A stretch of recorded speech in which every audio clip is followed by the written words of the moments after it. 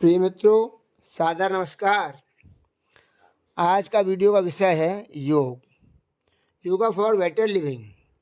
योग सुंदर जीवन के लिए। योग शब्द का शाब्दिक अर्थ है जोड़ना। योग शब्द संस्कृत शब्द युज से लिया गया है, जिसका अर्थ है जोड़ना या मिलाना या एकजुट होना। महर्षि पतंजलि के अनुसार योगस्य चित्त वृत्ति निरोधा, अर्थात चित्त की वृत्तियों को रोकना ही योग है। योग मूल रूप से एक आध्यात्मिक अनुशासन है जो एक अत्यंत सूक्ष्म विज्ञान पर आधारित है, जो मन और शरीर के बीच सामंजस्य लाने पर ध्यान केंद्रित करता है। योग स्वस्थ जीवन जीने का विज्ञान और कला है। योग का उद्देश्य क्या है? योग का उद्देश्य व्यक्ति में विवेक, जागरूकता, आत्मनियमन और उच्च चेतना विकसित करना है। योग के 8 अंग माने गए। महर्षि पतंजलि के अनुसार यम, नियमासन, प्राणायाम, प्रत्याहार, धारणा, ध्यान, समाधयो, अष्टांगानि। अर्थात महर्षि पतंजलि ने योग के 8 अंग बताए हैं, जिन्हें हम अष्टांग योग कहते हैं। यम, नियम, आसन, प्राणायाम, प्रत्याहार, धारणा, ध्यान और समाधि। यम शब्द यम उपरमे धातु से निष्पन्न होता है, जिसका अर्थ है यम्यन्ते, उपरम्यन्ते, निवर्त्यन्ते, हिंसादिभ्य इंद्रियाणि अस्ते यमः। अर्थात जिनके अनुष्ठान से इंद्रियों एवं मन को हिंसादि अशुभ भावों से हटाकर आत्म केंद्रित किया जाए, वे यम हैं। महर्षि पतंजलि के अनुसार अहिंसा, सत्यास्ते, ब्रह्मचर्या, परिग्रह यमा। अर्थात अहिंसा, सत्य, अस्ते, ब्रह्मचर्य तथा अपरिग्रह, ये 5 यम हैं। अहिंसा अर्थात मन, वचन और कर्म से किसी को कष्ट न देना। सत्य, भ्रम से परे सच का ज्ञान। अस्ते, चोरी का भाव। ब्रह्मचर्य, चेतना को ब्रह्म तत्व से एकाकार रखना। अपरिग्रह अर्थात संग्रह या संचय का भाव।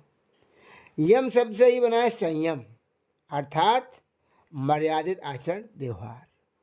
नंबर 2, नियम। महर्षि पतंजलि के अनुसार शौच, संतोष, तप, स्वाध्याय, ईश्वर प्रणिधानान नियमा। अर्थात शौच, संतोष, तप, स्वाध्याय तथा ईश्वर प्राणिधान, ये 5 नियम हैं। शौच अर्थात आंतरिक और बाहरी सफाई। संतोष जो है उसी ही पर्याप्त मानना। तप, स्वयं को तपाकर असत को जलाना। स्वाध्याय, आत्मा परमात्मा को समझने के लिए अध्ययन। ईश्वर प्राणिधान, ईश्वर के प्रति समर्पण, अहम का त्याग। नंबर तीसरा है आसन। महर्षि पतंजलि के अनुसार स्थिरम सुखम आसनम, अर्थात शरीर की स्थिरता और मन के तल पर आनंद और सहजता ही आसन है। हठ योग में अनेक प्रकार के आसन बताए गए हैं, जिनका संबंध शारीरिक एवं मानसिक आरोग्य से है। नंबर 4 है प्राणायाम। प्राणायाम योग सूत्र के अनुसार प्राणायाम को इस प्रकार परिभाषित किया गया है। तस्मिन् सति श्वास प्रश्वास योगाति विच्छेद प्राणायाम।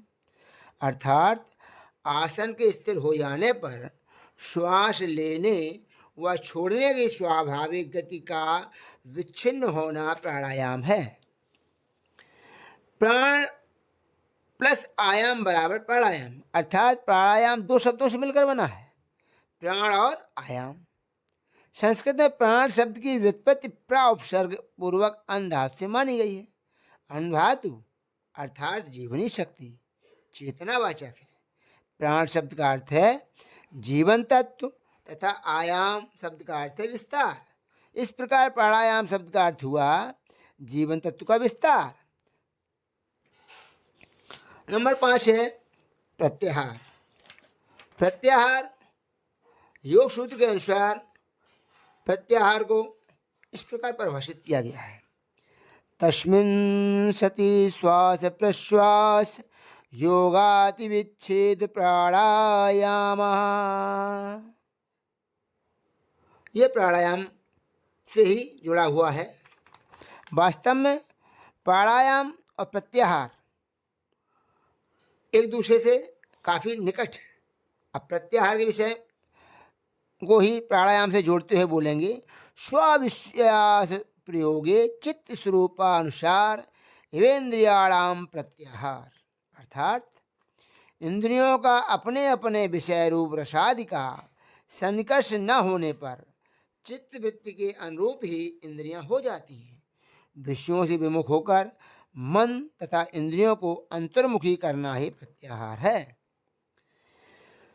प्रत्याहार शब्द भी 2 शब्दों से मिलकर बना है। प्रति प्लस आहार, अर्थात इंद्रियां जिन विषयों को भोग रही हैं यानी उनका आहार कर रही हैं, वहाँ से हटाकर उसे मूल स्रोत स्व अर्थात आत्मा की तरफ मोड़ना ही प्रत्याहार है। हमारी 11 ज्ञान इंद्रियां हैं, कुल 11 इंद्रियां हैं, अर्थात जिसमें 5 ज्ञान इंद्रियां हैं, 5 कर्मेंद्रियां हैं तथा 1 मन है। 5 ज्ञानेंद्रियां, 5 कर्मेंद्रियां तथा 1 मन को मिलाकर कुल 11 इंद्रियां हैं। इंद्रियां स्वभावतः बहिर्मुखी होती हैं, जो बाहरी संसार से जुड़ी हैं। जैसे आँख का काम है देखना, परंतु आँख बंद करके अंतर्मुखी होकर हृदय में आत्मानुभव करना प्रत्याहार है। हर चीज जो सक्रिय है वो ऊर्जा की खपत करती है। इंद्रियों की निरंतर दौड़ हमें ऊर्जाहीन करती है। इंद्रियों की दौड़ को त्याग कर मगन रहना प्रत्याहार है। प्रत्याहार के द्वारा साधक का इंद्रियों पर पूर्ण अधिकार हो जाता है। प्रत्याहार के बाद 6 नंबर पर आता है धारणा। धारणा क्या है? योग सूत्र के अनुसार देशबंधा चित्तस्य धारणा, अर्थात चित्त का एक जगह टिक जाना धारणा है। वास्तव में धारणा मन को एकाग्र करने की साधना है। धारणा के कई स्वरूप हैं, जैसे प्राण धारणा यानी श्वास पर फोकस, ज्योति या बिंदु त्राटक आदि। ज्यों ज्यों धारणा का अभ्यास सुदृढ़ होगा, ध्यान ही साथ साथ होने लगेगा। अर्थात धारणा और ध्यान एक दूसरे के काफ़ी निकट है। अब कितना निकट है इसको आगे देखते हैं। ध्यान, ध्यान क्या है? योग सूत्र के अनुसार तत्र प्रत्यय एकता अनता ध्यानम। तत्र प्रत्ययिकता अनता ध्यानम, अर्थात उस धारणा किए हुए अर्थात नाभिचक्र, भ्रूमध्य या हृदय आदि में ध्येय रूप परमेश्वर में प्रत्यय एकतानता, ज्ञान का सदृश प्रभाव, एक सा प्रभाव ध्यान है। ध्यान धारणा के लगातार बने रहने पर घटित होता है। अर्थात योग सूत्र के अनुसार स्पष्ट है कि ध्यान हम कर नहीं सकते बल्कि घटित होता है। जैसे नींद से पहले हम तैयारी करते हैं, लेकिन यह तैयारी नींद की गारंटी नहीं है, वो अचानक आती है अर्थात घटित होती है।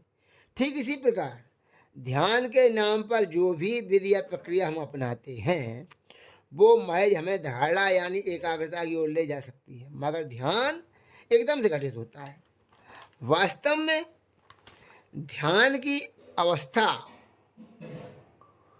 वो अवस्था है जहाँ कर्ता विधि या प्रक्रिया या सब कुछ समाप्त हो जाती है, बस एक शून्यता होती है। अर्थात ध्यान शून्यता की ही अवस्था है। अब इसके बाद अंतिम योग का अंग है समाधि। पतंजलि योग सूत्र के अनुसार तदेवार्थमात्र निर्भाषम स्वरूप शून्यमेव समाधि। अर्थात ध्यान में जब केवल ध्येय मात्र ईश्वर के स्वरूप या स्वभाव को प्रकाशित करने वाला अपने स्वरूप से शून्य जैसा होता है तब उसे समाधि कहते हैं। योग वल्क संहिता में जीवात्मा और परमात्मा की समता की अवस्था को समाधि कहा गया है। क्या? जीवात्मा और परमात्मा की समता यानी एक रूप हो जाना की अवस्था को समाधि कहा गया है।